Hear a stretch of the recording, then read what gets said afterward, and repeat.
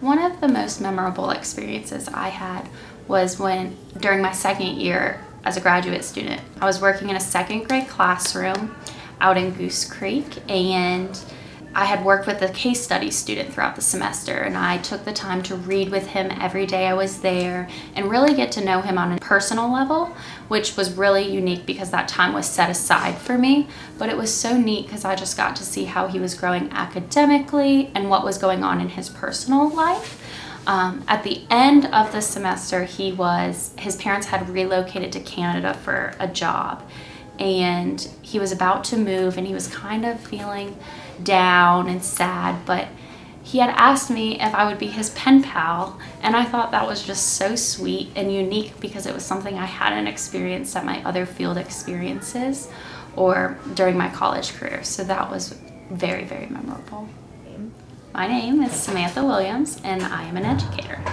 I always had a desire to teach, however, I never knew if I wanted to work with young children or older children. And it wasn't until my mom had my little brother, and as he grew up, I just realized having that engagement and watching him grow up made me really love the young children. However, at the time I was in school to pursue a bachelor's in mathematics.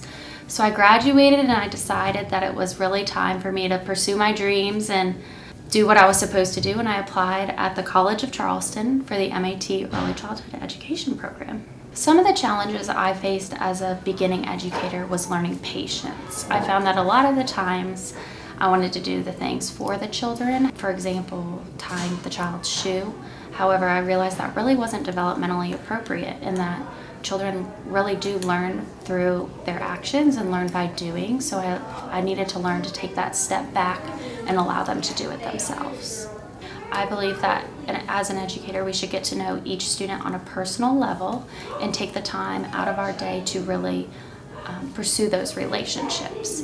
By doing so, we will be able to not only see where our children are academically, but also developmentally.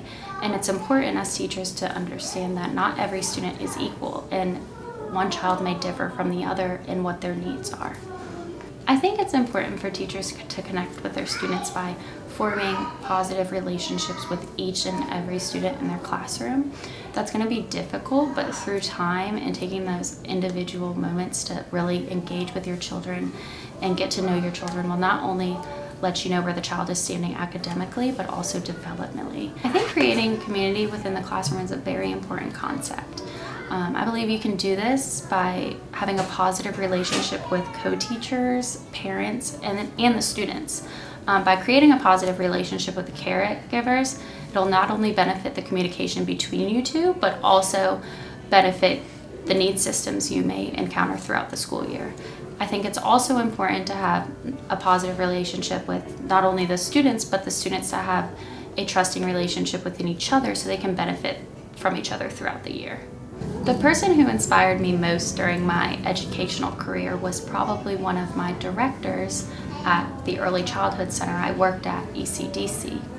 She was just amazing. I remember at that time I was trying to really juggle my emotions and also learn to deal with juggling them and maintaining a group of 26 students, and that was really difficult for me as a grad student.